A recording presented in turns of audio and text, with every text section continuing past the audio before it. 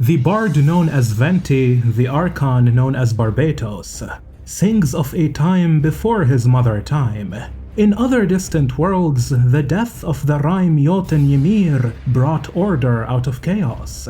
For it is said that in the void of Ginnungagap, flanked by the fire of Muspelheim and the ice of Niflheim, the primordial giant Ymir was born alongside the cosmic cow Oithhumla, and from them all else emerged.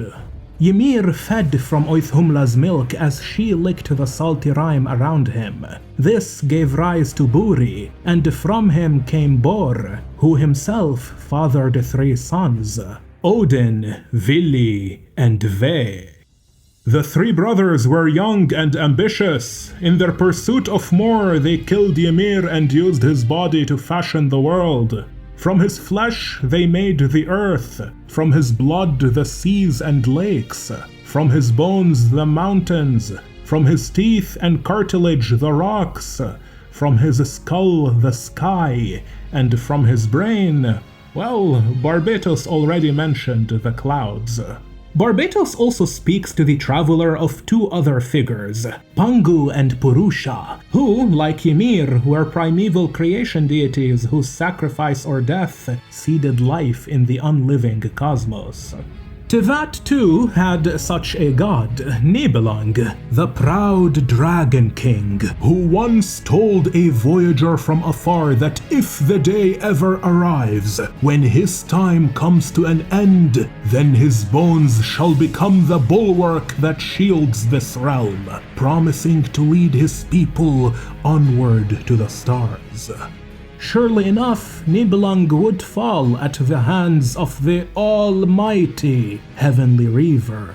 But, although Kukulkan makes it explicitly clear that the Reaver thoroughly annihilated Nibelung after their second battle, I don't think this is where his role in the story ends. Since Genshin Impact in its entirety happens to be inspired by the Ring of the Nibelung, a cycle of 4 epic music dramas written by the German composer Wilhelm Richard Wagner, where the 4th and final cycle, the one Tevat is currently in, is named Twilight of the Gods. The Ring cycle itself is heavily inspired by Norse mythology, and there, though creation came about from the ice of the rime Jotun Ymir, its destruction during Ragnarok will be brought forth by the great fire Jotun Surtur, who will plunge his divine blade, Surtalogi, into the earth, engulfing Yggdrasil in flames that won't discriminate in who or what they devour. For the world shall burn into nothing. Given how he is named after the divine sword that will snuff out creation, it would be an act of supreme foolishness not to consider the impact that the Khaenri'ahn Sinner, Surtalogi the Foul, will play in Genshin's future. But the thing with Surtalogi is that he currently exists in a special position where he remains this giant looming shadow over Tevat, playing a role in several of the world's most important events, from the fall of Khaenri'ah to the prophecy of Fontaine. Yet, despite the sheer extent of his influence, we still know barely anything about who he really is. So, to properly understand what role Surtalogi will play in the inevitable downfall of Celestia's order, we must first understand the intricacies of his plan, the key players in it, along with the near constant presence he has maintained from behind the scenes.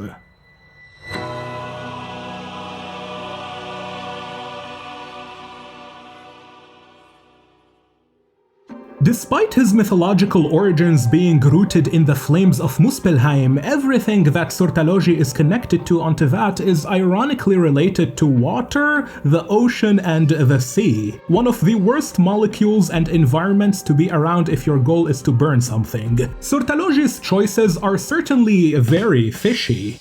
but they are not surprising when we account for his overall objective. Genshin's portrayal of divine will is heavily tied to the ocean and the sea, with both of those being a metaphor for the Sea of Stars. There is no better proof of what I am saying than the fact that the game's story begins with the traveler fishing Paimon out of the sea, an emissary who carries one of the 72 demon names found in the Lesser Key of Solomon, a trait unique to Celestia's demon gods. Paimon's case is extremely interesting in context, even if only allegorically, because in Khaenri'ahn, a sage speaks to the king of the Crimson Moon dynasty of how gods come from the sea, taking the form of the shipwrecked to investigate the mortal realm. And the people of Khaenri'ahn welcomed the arrival of these gods from beyond the so-called ocean, hoping to one day find amongst them a being who could even transcend the very gods. In other words, a descender. Khaenri'ahn is likely one such outlander whom the Khaenri'ahns took into their ranks, yet though he was the strongest warrior of his era, he lacked a will that rivals the world. Now, do keep in mind that Khaenri'ahn himself might be a fictitious character within Teyvat, and rather than being a single man, his story might be an allegory for all the Crimson Moon dynasty's quote-unquote shipwrecked outlanders in general. And although the descender whom the Khaenri'ahns waited for never arrived, they were definitely onto the right track, because the descenders are each and all directly tied to the theme of ships and the sea, in this case, the Sea of Stars.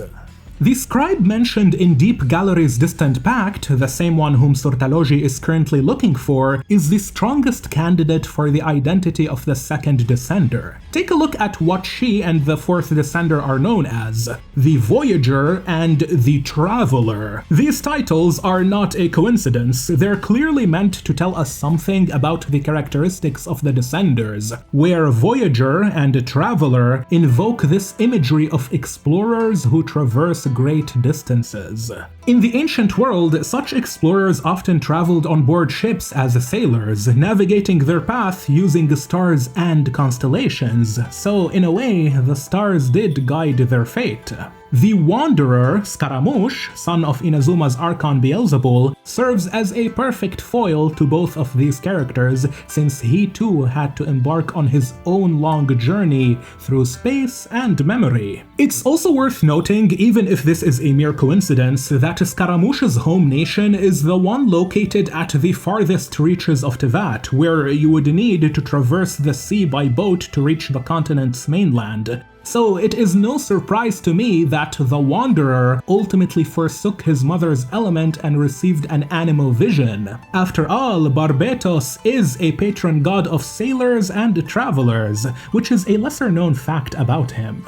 I imagine that Orobashi might have played a similar role in the past, since in Japanese mythology, the legendary dragon Watatsumi Sanjin was said to have been born alongside the three patron gods of sea, travelers, and sailors, the Sumiyoshi Sanjin. I recently learned this historical fact from Sakurako's May booklet, which is perfect, since Tokyo Treat and Sakurako are also the sponsors of this video. My good friends at Tokyo Treat and Sakurako are returning this May with new boxes and new themes, but what hasn't changed is their mission of helping everyone experience the best, exclusive and authentic Japanese snacks from anywhere in the world and delivered straight to your doorstep. First, we have Tokyo Treat, which is a monthly snack box packed with Japan's coolest exclusive snacks. Many of the snacks you will find inside are limited edition, meaning that Tokyo Treat offers you the same purchasing opportunity for these items as if you were in Japan itself. Each month you will get a new box with rare Kit Kat flavors like these salted caramel ones, along with limited edition chips and noodles. Tokyo Treat's main theme is inspired by Safari, where the booklet goes over a bunch of fun facts about Japan's native species, whether those found in the wild, those you can visit in animal cafes, or those seen in folklore folklore and anime. The snacks are likewise themed around a variety of animals from inside and outside Japan, like this tiger konjac jelly, these kitsune radish bites, this melon panda cookies, and a combination of 5 words which I never thought I would ever speak consecutively in my life: Lucky Giraffe Mayo Curry Chips. That's a wild name. Get it? Wild. Of course, all necessary information on these snacks, including allergies, is listed in Tokyo Treat's monthly booklet, along with a bunch of cool and fun facts about Japan's pop culture and celebrations. Now, if you are more like me and prefer authentically crafted traditional snacks, then Sakurako is the way to go, since they partner directly with Japanese artisans, confectioners, and snack makers to deliver you the best of Japan's sweets, pastries, snacks, and tea. Every month, you will receive a new box based on the ongoing season and celebration in Japan, with this month's theme being designed around Japan's kitchen, Osaka, a prefecture renowned for both its culinary prowess and rich history, so you know the snacks will be good. Sakurako also include a new souvenir in the form of tableware or household items made by local Japanese craftsmen that you get to permanently keep and use. This time around, I got a neat Shichifukujin Darumatengui from the artisans of Nishio in Osaka. I have honestly become a big fan of Sakurako's close partners at Takayanagi Seicha, a tea house in the Shizuoka prefecture with over 120 years of experience, who collaborate with local farmers to source the highest quality ingredients for their tea. This is all without mentioning the 20 traditional and artisan-made snacks which you will receive with every box, and in keeping with the current theme, most of the snacks found are from local artisans in Osaka, with information on all of the snacks and their makers being detailed in Sakurako's booklet, along with several historical facts reflecting Osaka's samurai, the prefecture's deep cultural heritage, and culinary skills. I am always happy to partner with Tokyo Treat and Sakurako since their products are of the highest quality, no matter the month or theme. So if you want to experience the best of Japan's treats, pastries, and tea, then feel free to use code MYNAMEFORNOW on the screen right now for $5 off on your first Tokyo Treat or Sakurako order through my links in the description. And now, let's get back to Surtalogi, the Descenders, and Ajax.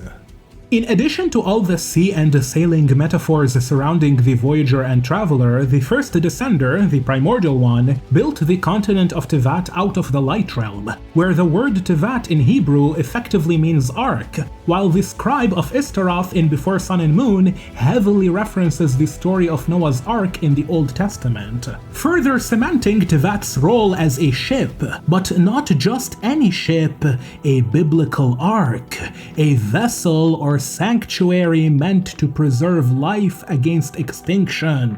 The reason all of this matters in the context of Surtalogi is that the theme itself is paramount for ascertaining what he is trying to achieve. But I suppose you understand now, yes? My master is likely a similar sort to Rhine-daughter. They are both pursuing some form of perfection. This perfection that both Rhine-daughter and Surtalogi are seeking is almost certainly tied to the Descenders and their divine wills, which alone rival entire worlds. For at the end of the day, Surtalogi remains a Khaenri'ahn, and his predecessors from the Crimson Moon dynasty yearned for a transcendent will to visit them from beyond the Sea of Stars. Thus, Skirk's assessment of the foul is accurate. The perfection he desires is probably not too different from that of his fellow sinner, gold.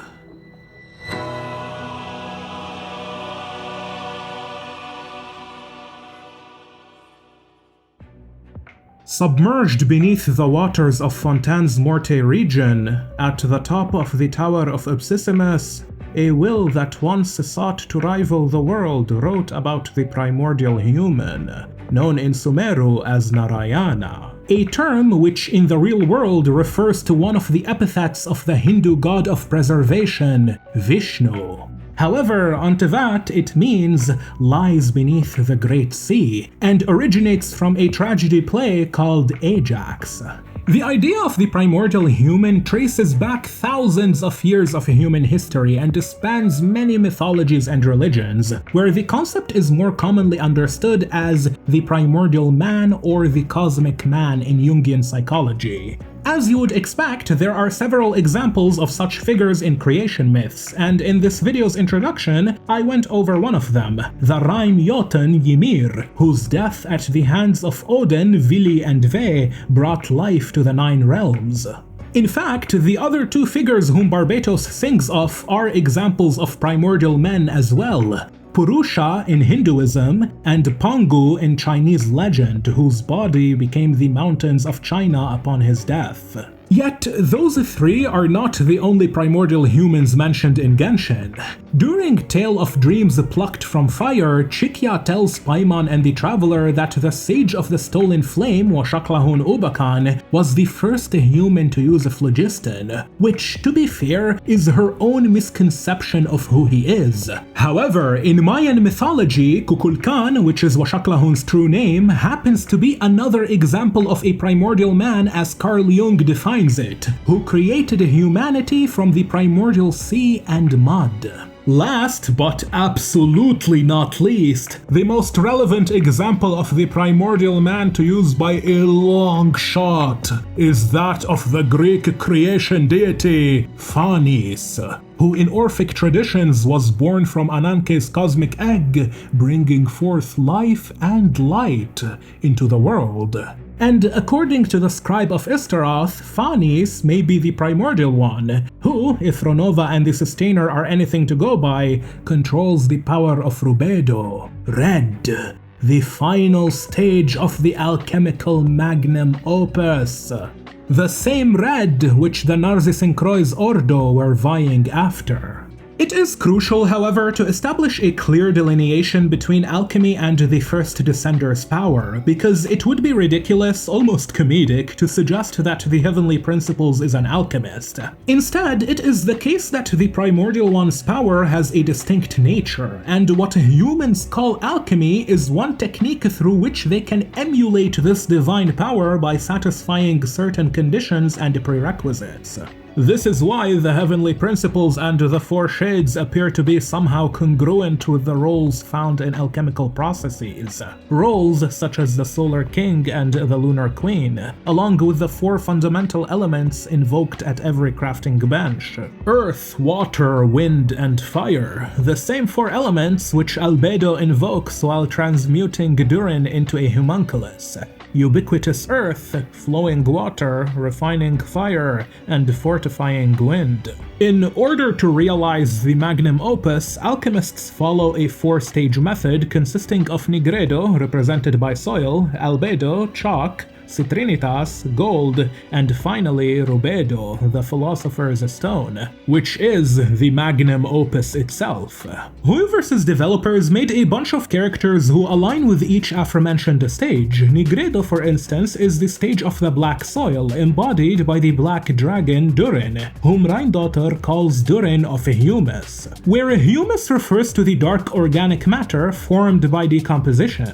Chernozem, the highest quality soil on Earth, is rich in humus, which gives it its black coloration and incredible fertility. Albedo is, of course, the chalk prince, Albedo, and Citrinitas is gold, Rheindotter. There is no need for any explanation with those 2 since they are directly named after those stages. This leaves us with Rubedo, which has to be the power of the First Descender, since the prerogative of creation was theirs and theirs alone, until the first angel passed down that secret to humanity, which I imagine is how they developed alchemy, then later alchemia as a technique meant to mimic the divine act of creation.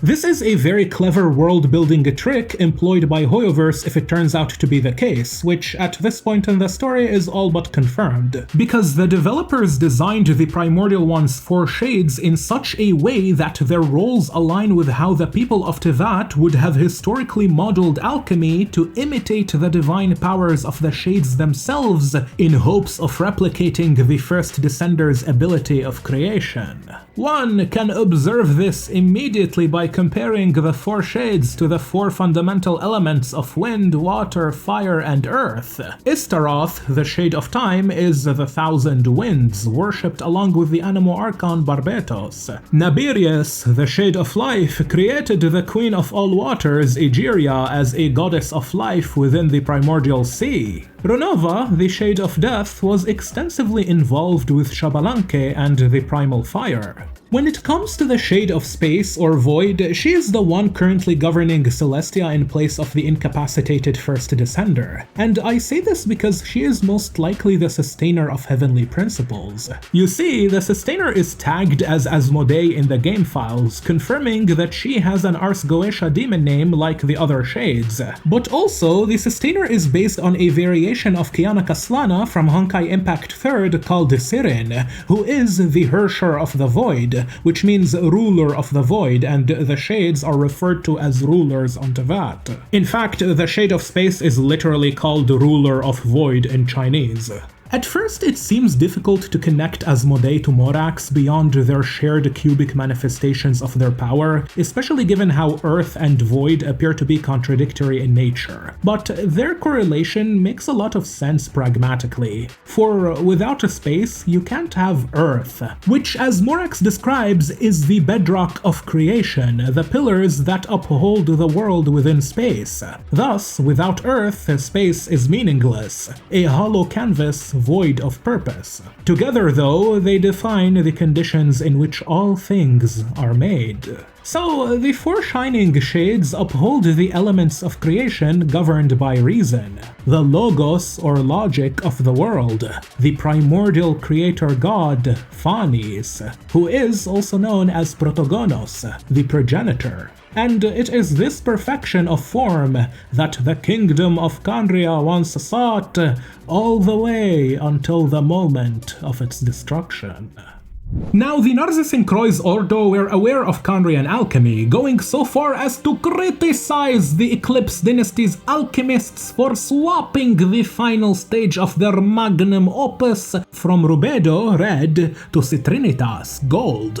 The Ordo's leader, Jacob Baker, even mentions the Hexenzirkel witch Rheindotter by name, who, of course, is also one of Khaenri'ah's 5 evil sinners, along with Surtalogi, strongly suggesting that her work was immensely relevant to his and René's final goal, to bring forth a will that can protect the world, sustain the world, destroy the world, and create the world.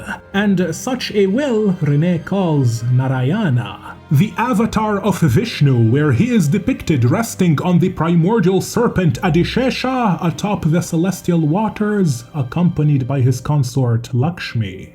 Fun fact, the symbol of the mysterious power that Dainsleif wields in place of his element reads as Sesa if you decipher it using Coptic script, which is the true name of the serpent king Shesha. I won't go over the process in detail since I've already made multiple videos on this topic, but it's good to know in case you are new here. It's also good to keep in mind in general since Dainsleif, Rheindotter, and Surtalogi are ultimately 3 of the 6 Pygmies. And the term Narayana on Tevat, as mentioned earlier, is understood as primordial human, which brings everything together in a nice full circle. For it was Ermin, the last king of the Eclipse dynasty, who assigned the best alchemist in his kingdom, Rheindotter, to the Primordial Human project, hoping that she would create the transcendent one who never shipwrecked upon the realm.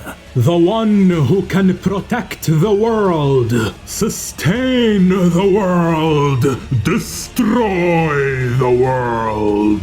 Then, once all is said and done, create the world.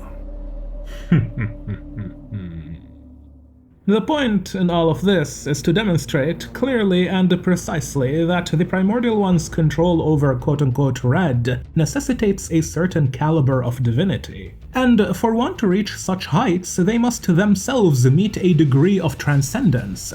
Alchemy was developed to mimic such divinity without requiring transcendence by operating on similar principles to the First Descender's observable nature. A practical application of this process is seen in Fontaine, where the 4 orthants of soul, memory, wishes, and persona are utilized to forge the Sword of Reason, which could slay the evil dragon Narcissenkreuz, because in every good story, there must always be an evil dragon, symbolizing the sin of pride, for pride is always killed by reason. Fittingly, the one who wields the Sword of Reason against the evil dragon is the Traveler, the 4th Descender. And on Tevat, Reason Manifest is the crown of logic, the logos of the world, the first throne of heaven. So if humans designed alchemy with the help of the first angel to replicate the magnum opus, then surely there must be other pathways that lead to similar results, like the Foul Legacy. The pantheon of Celestia's gods in Genshin are known as demon gods in Chinese, and Surtalogi's Foul Legacy is also called the Demon King's Armament in Chinese, where the character used for demon is identical to the one used for Celestia's demon gods. So if the deities of Celestia are each and all demon gods by virtue of being named after the 72 demons found in the Lesser Key of Solomon, then their sovereign would logically be the Demon King, the primordial one. That makes sense, right? So yeah, this is the perfection I think Surtalogi is pursuing. However, his method seems to be through the Foul Legacy rather than the Art of Chemia, and I can kinda prove it using Mr. Tortolini International. So let's dive right beneath the Great Sea.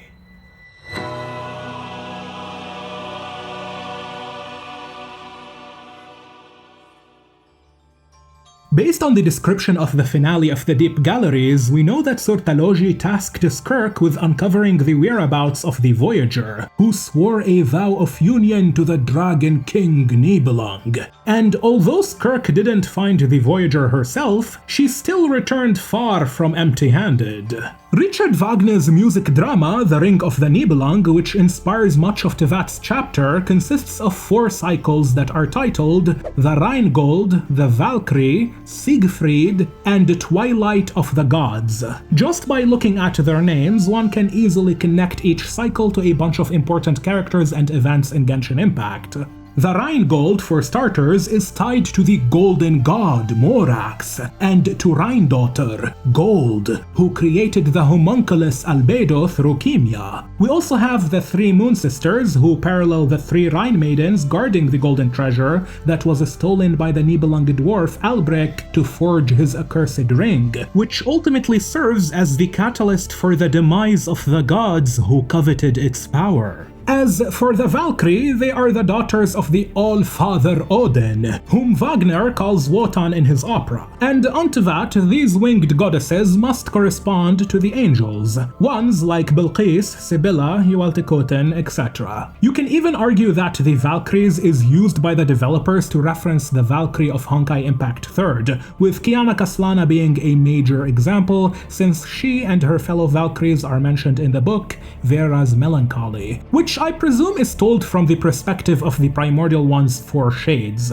With that being said, the title of the second cycle refers specifically to Brunhild, the wife of Siegfried the hero, and her best equivalent is the First Angel, also known as the Dawn Maiden and the Dawn Daughter, while her father, the Dawn Star, would have to be Phanis, the first Descender who in this context plays the role of Brunhild's father, Odin. Phanis in ancient Greek means to bring light or bringer of light, and this, combined with his angelic appearance, led him to being compared to the mythical figure of Lucifer the Lightbringer, an angel who in John Milton's Paradise Lost rebels against God, then gets cast down into hell as punishment. Keep in mind that Lucifer himself does not exist in the Bible. This is a common misinterpretation of a translation of the original text. I go over the history behind him in this video right here if you are interested in the full explanation. Regardless, the first Descender heavily parallels Lucifer's character in many ways, which is reinforced by the fact that all the gods on Tevat are named after demons. The fourth and final cycle, Twilight of the Gods, needs little explanation. This is Ragnarok, the inevitable collapse of Celestia's order on Tevat when Surtalogi's flames will engulf all that there is, when the Twilight Sword, Dainsleif, will challenge the fourth Descender at the very end of the world. That leaves us with the third cycle, Siegfried, which is the name of the Ring Cycle's hero and Brunhild's husband. I have already done a deep dive on Siegfried's story along with his thematic relevance to the greater Hoyoverse in this video right here, where I focus on another one of the 5 evil sinners whom Dainsleif is hunting down, the Moon Hunter, Rerir. You can check it out if you are interested in learning more about that lore. Knowing what we know thanks to Finale of the Deep Galleries, Siegfried in Tevat should be the star-eyed youth whom the Voyager inhabited, which would be in line with the first angel corresponding to his wife, the Valkyrie Brunhild. As of version 5.6, the most reliable candidate for the identity of the star-eyed youth is that of Ajax the hero, whom the 11th Fetui Harbinger and Surtalogi's own grand disciple is named after. Countless are the legends of Ajax the hero, and tales which tell of his deeds permeate throughout Tevat's history. It is said that before meeting his wife Snegorochka, the young Ajax ventured deep into the Hyperborea towards the city of gold and marble, which is a precisely identical account to that of the Golden City visited by the Voyager while she inhabited the Star-Eyed Youth. As for his wife, Snegorochka means a snow maiden, which doesn't immediately connect to the Dawn Maiden who fell in love with the Star-Eyed Youth, until you realize that Snow Maiden in this context is a reference to Princess Snow White from Snow White and the Seven Dwarfs, the good one. As I mentioned earlier, the dwarf Alberich used the Rhine gold he stole from the 3 Rhine maidens to forge his magical ring, which he used to subjugate his fellow Nibelung dwarfs. Since Alberich is one of the prominent noble houses of Khaenri'ah, it's pretty clear that the Khaenri'ahns represent the dwarfs in this story, which makes perfect sense because Snow White and the 7 Dwarfs is told in Genshin as the Pale Princess and the 6 Pygmies. Thanks to the 6 unreleased volumes of this story, data mined back in 2020, we know that the 6 Pygmies are a blatant metaphor for the Twilight Sword Dainsleif and Khaenri'ah's 5 evil sinners, Hrobtatyr, Rerir, Reindotter, Vederfalnir, and Surtalogi. In his younger years, Ajax the hero was described as a boy born to hunt fish beneath the ice, an imagery that aligns closely with the figure of the Star-Eyed Youth, who, before the Voyager cast her mind into his body, was described as a young man from humble origins, and fishing is indeed humble work. Fishing, as most of you are well aware, is also the favorite hobby of Ajax the Fool, Tartaglia, who, along with his father, would cut holes open upon the frozen lakes before sitting beside them and tending to their fishing lines. By the age of 14, with nothing but short sword in hand and a bag of bread, Ajax left his fishing hometown of Moripsok in search of greater heights, and while fleeing from the fangs of wolves and bears, he fell into the ruins of what once was a great ancient city. Coincidentally, these were the same ruins which Surtalogi had sent Skirk into, and so the disciple of the Fowl took the young Ajax as a disciple of her own. But was their meeting really a coincidence? I don't think so. Ah, how time flies. One day you will see how I conquer the world and crush the thrones of gods beneath my heel. In the meantime, no dying, comrade. Keep yourself alive. When Surtalogi dispatched Skirk to the frozen sea in pursuit of the extraterrestrial Voyager, did he anticipate that, even in the event of her failure, she might nevertheless encounter another individual of great value? Perhaps this possibility, however uncertain, factored into his calculations, even if only as an intuitive conjecture. We already have a couple of clues hinting towards Surtalogi being somewhat privy to Tartalia's fate. Indeed, during Unreconciled Stars with Scaramouche, Mona, and Fischl, the traveler learns that the fate of Tevat's inhabitants is written in their constellations, and the embodiment of Tartalia's constellation, the all-devouring Narwhal, happens to be Surtalogi's pet. But be careful, don't let the comedic nature of this circumstance distract you from its implication. Since one's constellation dictates their fate, then Surtalogi having the celestial beast of Tartalia's constellation as his pet serves as a constant eerie reminder that the fowl literally owns Tartalia's fate. Regardless of where his true loyalty lies, Ajax does not belong to the Tsaritsa, no! He belongs to Surtalogi, the fowl!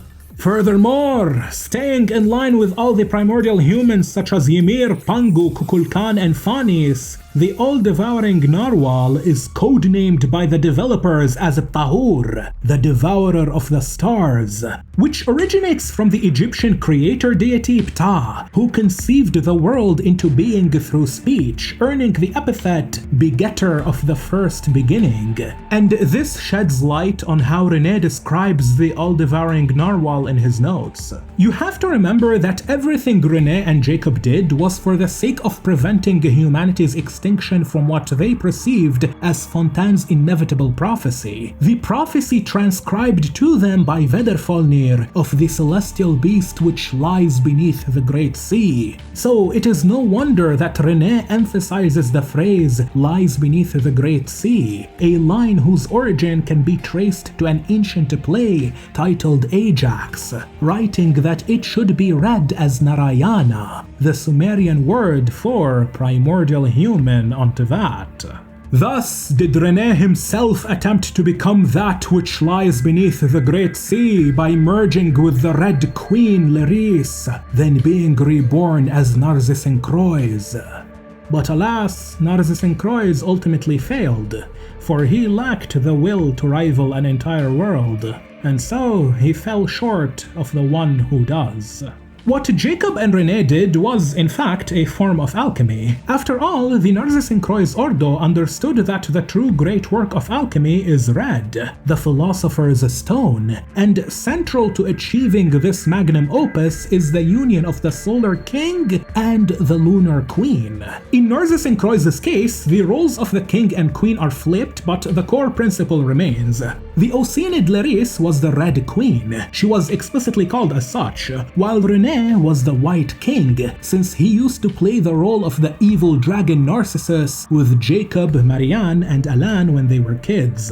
Just like Ajax, Narcissus is another figure from Greek mythology, and he was the son of the moon goddess Selene, making René as Narcissus the White or Lunar King in his dynamic with Lyrisse. Now, why am I bringing this up? How is this related to Surtalogi? Well, as it turns out, Ajax the Fool, Mr. Tortellini International, Mamma mia, that's a spice! is nicknamed Red by Xinyan, which is meaningless on its own, but given everything I have discussed so far, this moniker becomes surprisingly suspicious, especially when you take the following into account. In his book, Flowers for Princess Fischl, Mr. Nine uses the term Gesamtkunstwerk in reference to celestial beasts like the all-devouring Narwhal. The term Gesamtkunstwerk was coined by none other than Wilhelm Richard Wagner, the author of The Ring of Nibelung, where it means great work of art. In other words, the magnum opus. This leads me to wonder if Tahur was calling for Tartaglia because it sought to merge with him and become a world-rivaling will. Better yet, I want you guys to take into consideration what implications this might have on the Fatui's plan. Bravo, comrade! Thanks to your help, I am one step closer to my goal of conquering the world. I doubt even that Tsaritsa herself ever expected I would make it this far. We know for a fact that Piero and the Tsaritsa were plotting to obtain the Gnosis for about 500 years at this point, and for the longest time they have had very capable individuals like Thrain, Rosaline, and Zandik on their side. So why wait until very recently to start taking the Gnosis from the Archons? Here's the thing, the Voyager who inhabited Ajax the hero as he swore union with the first angel is most likely the second descender, while the 7 Gnosis were carved by the Primordial One and the second who came out of the corpse of the third descender, making them very valuable to someone like Piero, who plans to recreate the world in his own design. In this equation, the Tsaritsa, as the Cryo-Archon and god of snow, is clearly supposed to fulfill the role of the White Queen. So, perhaps, before initiating their plan, she and Piero were waiting to find their Red King, who would end up being the most recent harbinger to join their ranks. But much more importantly, does Surtalogi have a White Queen of his own? And does he even care to have one? Let's explore this possibility.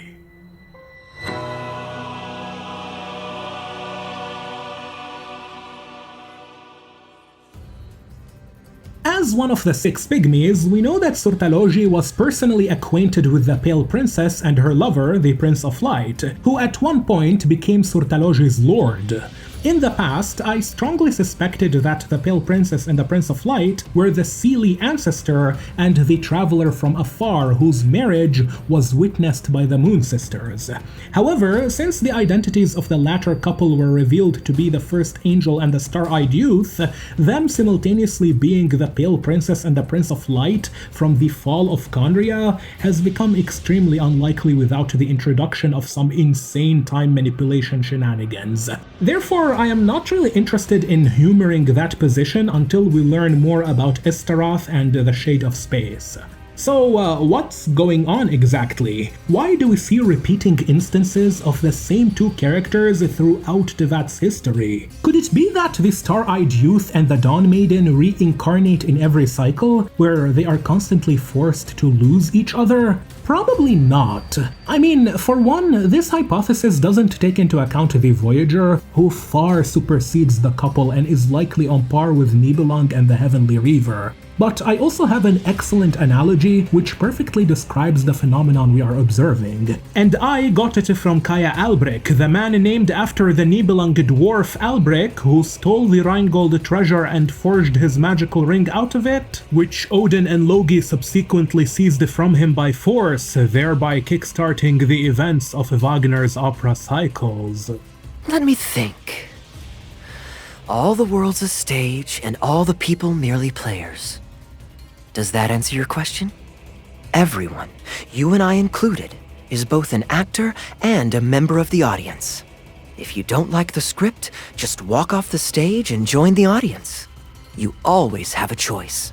Of course, Kaya asks the traveler not to take his words seriously. However, for the sake of the hypothetical, let us suppose that Tevat is the stage for one massive opera, just like Wilhelm Richard Wagner's The Ring of the Nibelung, while all of Tevat's history spans the music drama's 4 cycles of the Rheingold, the Valkyrie, Siegfried, and the Twilight of the Gods.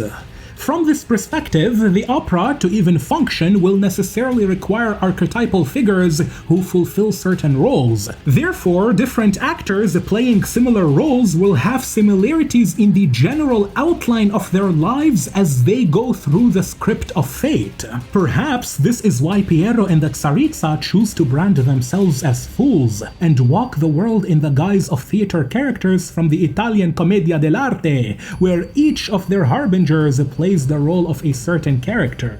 Peruer is acting as Arlecchino, the knave, and Ajax is acting as Tartaglia, child. Maybe this is Piero's method of going against fate. The Solar King and the Lunar Queen would be two such characters in the Opera of the Apocalypse, as Mr. Nine calls it.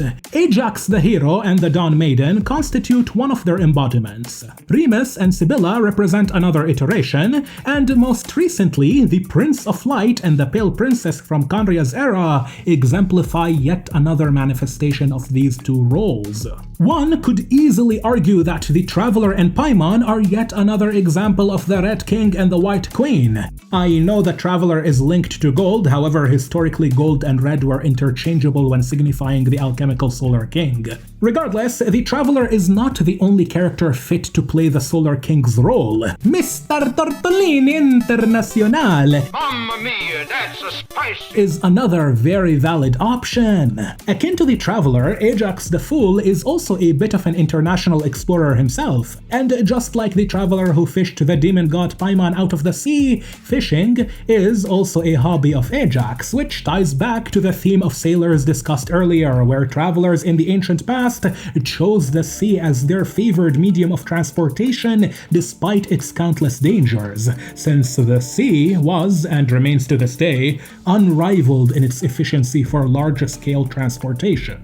In this case, the sea is the Sea of Stars, and Surtalogi's pet, Ptahur, the embodiment of Ajax's constellation, the embodiment of his fate, is called the Visitor from the Far Side of the Sea of Stars, a title which Ptahur shares with Aether and Lumine. Of course, the all-devouring narwhal does not qualify as a descender, but the Voyager most likely meets the criteria for such a classification, hence why Surtalogi is looking for her. After all, Skirk found the young Tartaglia while doing just that. When the Voyager inhabited the star-eyed youth's body, she went to the golden city of ancient Hyperborea, that's modern-day Snezhnaya, where Ajax the Fool is from. This detail is crucial because the Traveler fights Ajax inside Liyue's golden house, before the latter awakens Osail, and one of the achievements associated with this fight is called Outlander versus Outlander. Outlander here references the fact that both the Traveler and Tartaglia are not from Liyue, but the same could be said about the Traveler and the Voyager as she was in the body of Ajax the hero. Furthermore, one of the Voyager's biggest motivations for going against the rules of her kin and getting involved in the affairs of Tevat was to reunite with her old friend Nibelung, the once radiant and proud king of dragons who ruled the Light Realm.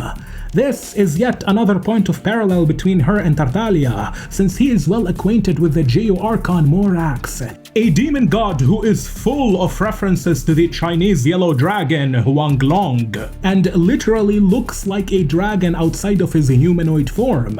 Unlike all other Archons so far, who are depicted in their statues of the Seven with their elemental authorities in the form of spheres, Morax is uniquely shown sitting on a throne while lifting the authority of the Earth as a cube. And dominion over the Earth can be interpreted as dominion over the world itself, which, if nothing else, substantiates him as Nibelung's equivalent in Ajax's story. On Tevat, Morax is venerated as the god of gold and is credited with the origination of the coinage found within the Golden House. This detail becomes particularly meaningful in light of an associated legend, which recounts how the hero Ajax confronted and vanquished an evil dragon who dwelt within the capital of a long-lost kingdom. This city is said to radiate with the brilliance of dawn, and purportedly sunk into the earth following an ancient disaster. The dragon's treasure was an infinite hoard of gold, but Ajax knew that gold was the source of all calamity and chaos. So he only took a small amount, enough for himself and to cure his sick friends. This story is a direct reference to the second scene of Act 2 of The Ring of the Nibelung's Siegfried cycle, where Siegfried the hero kills the evil dragon Fafnir, who obtained Alberich's golden ring from Odin as payment for him and his brother Fasolt building Valhalla, which would be Celestia on Tevat, I suppose. Siegfried then took Alberich's ring for himself, ultimately leading to his own death along with the downfall of the gods in the fourth cycle. As discussed earlier, Siegfried the hero should be Ajax the hero, which means Siegfried's wife and Odin's daughter, the Valkyrie Brunhild, is Ajax's wife, Snegorochka, the first angel, the Dawn Maiden. So, after all this, is there any doubt left in your heart that the star-eyed youth whom the Voyager cast her mind into isn't Ajax the hero? And more importantly, if Ajax the Fool is another candidate for the role of the Solar King in the alchemical magnum opus, then who will be his lunar queen? Will she be where his loyalty lies? The Tsaritsa who may herself be related to the Frost Moon? Or will she be where the best interest of his family is, with the descendant of the Crimson Moon, Peruer? Or will she be a completely new chick that Surtalogi pulls out of his ass like how the developers pulled all of Nodekrai out of theirs? I don't know, you tell me. What we know for sure, though, is that she will be important to Surtalogi the Foul, because at the end of Twilight of the Gods, Brunhild decides to burn herself along with the body of her dead husband. So she lays Siegfried on a boat in the Rhine River, then takes the golden ring from his hand and declares to the All-Father Odin in prayer that through this hero's death can he truly rest in peace. Brunhild then asks the fire god Loki, who in Wagner's opera is called Logi, as in Surtalogi, to burn her, her husband, and all of Valhalla into nothing.